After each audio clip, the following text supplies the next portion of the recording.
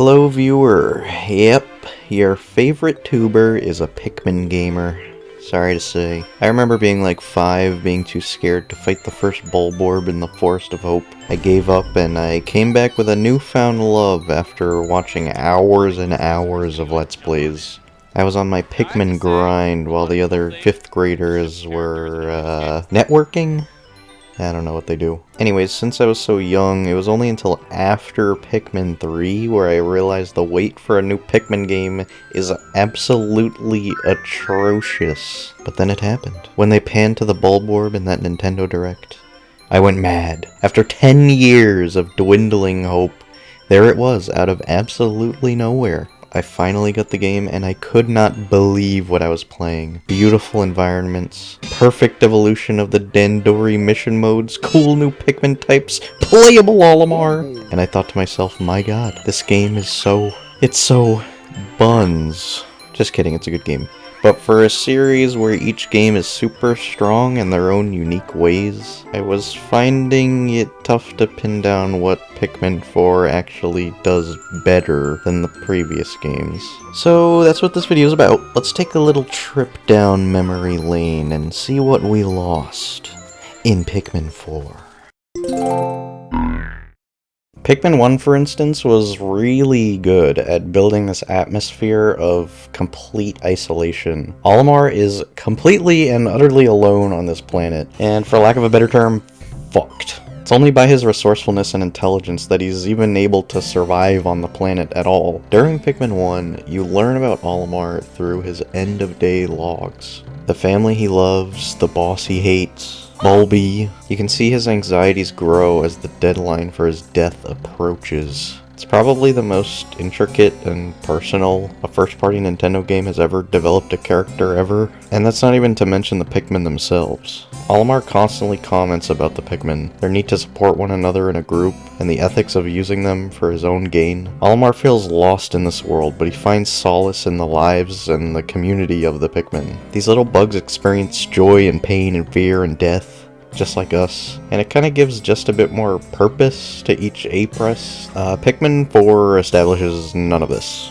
Its way of connecting you to the nature of the world is by showing you pretty flowers, not by making you actually understand its inhabitants through a single grounded protagonist. Sure, you have like the crewmates giving little quips here and there, but I would struggle to even call them characters. They're really just there to explain gameplay things to you. Nowhere near as interesting as the logs. There's 71 logs that they wrote for Pikmin 1, and most of them are recaps of what you just did on a given day, but around 26 of them are Olimar reminiscing about his life and the Pikmin's. My favorite one is probably this one. You can see that it really is do or die with Olimar. Like, you can't really find this much existential dread from any other Nintendo game. Nothing even comes close to anything like this in Pikmin 4. It feels like they added so many characters to 4 just to specifically take away the feeling of isolation that Pikmin 1 kind of perfected.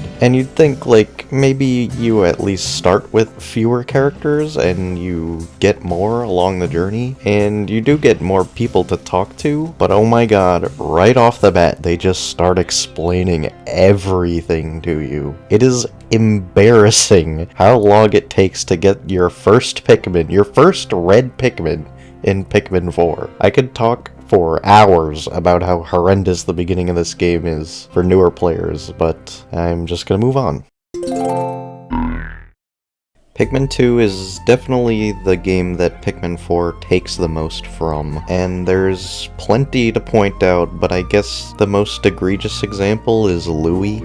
Louie is introduced in 2 as Olimar's kind of aloof coworker that he just tolerates.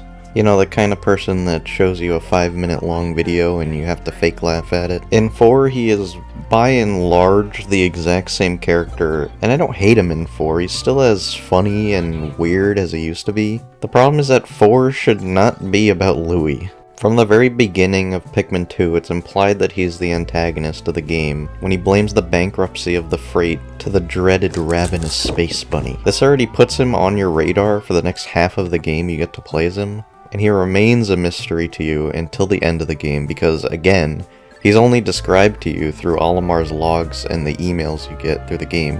I actually like this a lot because the whole game you're trying to figure out what the hell this guy's deal is, and it culminates in him being the final boss. The funniest thing about Louis is that he's the most alien thing on this alien planet. He pretty much only has 3 character traits that are revealed to us, and yet he's the greatest threat you have to face. In Pikmin 4, he only gets introduced after you rescue Olimar, about 2/3 into the game. And yes, he does act like Louis, but he really has absolutely zero connection to any kind of narrative, gameplay focus, greater themes, whatever, that it makes me wonder why he's even in the game. The little connection he does have to the story is a heavily retconned mishmash of Pikmin 1 and 2's events. I get this is a baby game for babies, and I shouldn't care about this stuff, but Louis was my neurodivergent icon, man, and I don't like to see him disrespected like this. A bunch of 2's yummy goodness was used poorly in this game.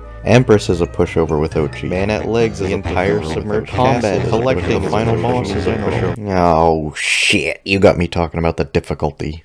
I'm beating a decomposing horse here, but I promise I'll be brief. Basically, the wretched mutt is everything at once. He's a second captain, massive damage dealer, squad consolidator, you name it. Things like purples and rocks were broken in the previous games, but Ochi is on a whole nother level, man. We need more falling bull bears to balance this shit out. And it's a shame because these fights were pretty integral in creating the weird and sometimes unnerving world that was Pikmin 2. The water wraith especially is just so cool on the first playthrough. The wraith spawns after 5 minutes on a sub-level and then relentlessly chases you throughout. In 2, he's very lethal because your squad will lag behind you, and you have to deal with everything else on the floor, on top of worrying about any trippers in the back line. In 4, you can complete the sub-level so fast because of Ochi's general brokenness, and in the event that somehow you get the wraith to spawn, your entire squad can just hop on the dog and nothing will ever be in danger any longer.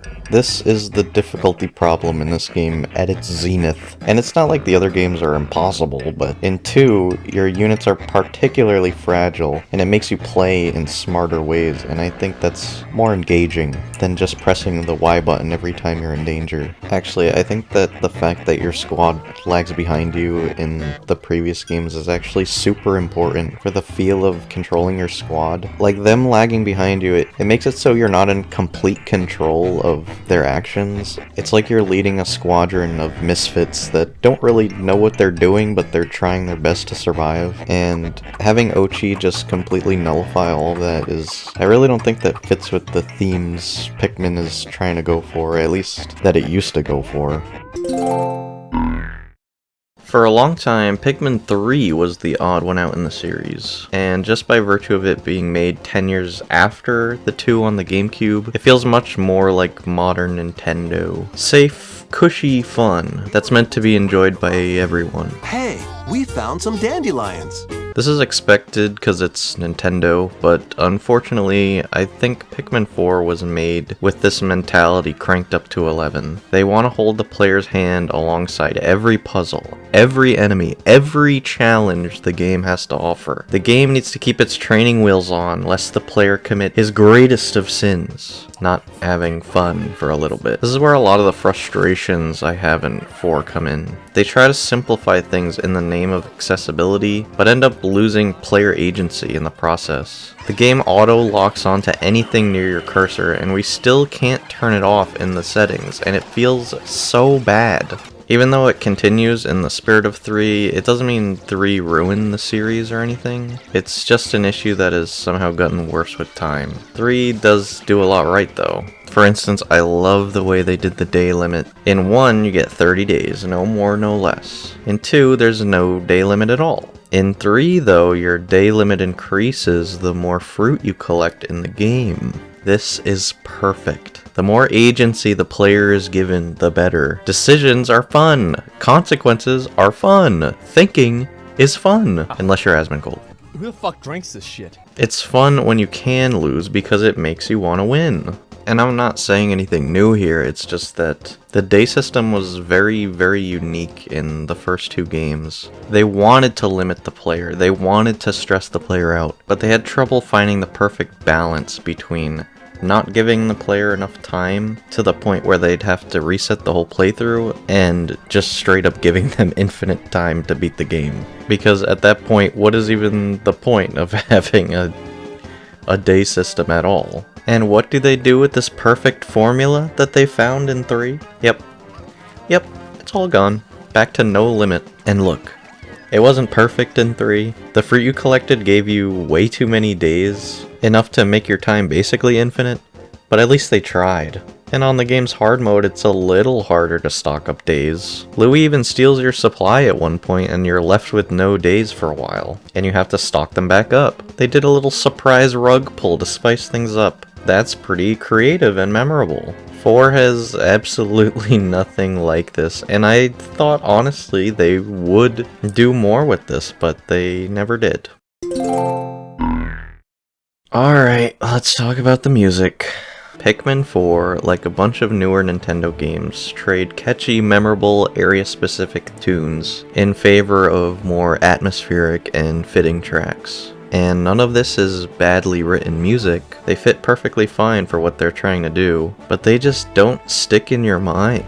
It's a little ironic that more immersive music in these games actually connects you to the world that they created less than they would have if the songs actually stuck in your mind. My only guess as to why they have been doing this so much is because they're making longer games now, and they don't want you in an area for hours listening to the same 3-minute song. But the thing is, they have amazing composers at Nintendo. If they make a bomb-ass track, it's not gonna get old to me, no matter how long you make me listen to it. You know, up to a certain point. The first game's music got more ominous and warped with each level, mimicking Olimar's mental journey through the planet.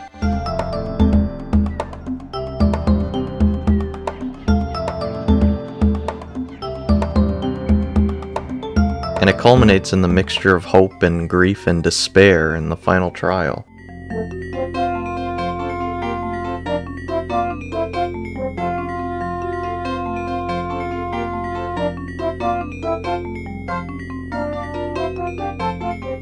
The second game's music was bolsterous and confident in the overworld.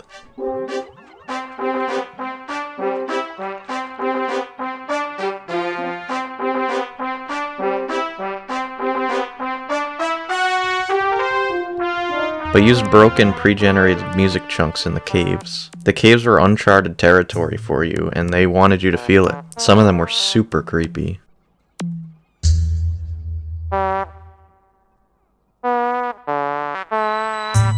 Three's tracks were more generic, but still beautiful and pretty catchy.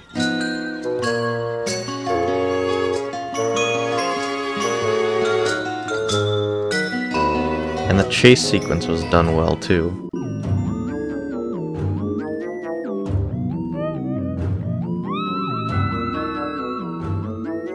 I don't think I've ever so much as hummed a song from 4. There is a set of exceptions though. The Olimar campaign in this game remixes tracks from the first game, and they are so good. They have their own identity, but honestly could be inserted into Pikmin 1 and everything would feel the same.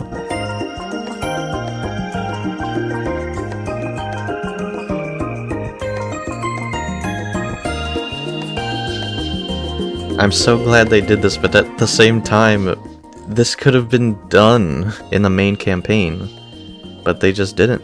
And you're in these areas for a decent amount of time, and they never get annoying or overstay their welcome. It's so disappointing that they could have made amazing tracks like these and put them in the main areas. So yeah, that's pretty much it. There's definitely more to talk about with Pikmin 4. Lots of good, some bad, some ugly. But for this video, I wanted to just reminisce about what made me love the past games, and how much of that delicious, beautiful fat was trimmed. The Pikmin world, to me, works best when it's familiar on the surface, but with layers of otherworldliness that gives it its alien form. We don't need to sacrifice that to appeal to kids. They'll love it either way, it's Nintendo, let's be real. I loved it when I was a kid. The perfect Pikmin game is within our grasp, I know it. I just like them to not shy away from the heartfelt, or the weird, or the Dandori. Embrace the growing pains you had from the past, Nintendo. That's what made all this so special.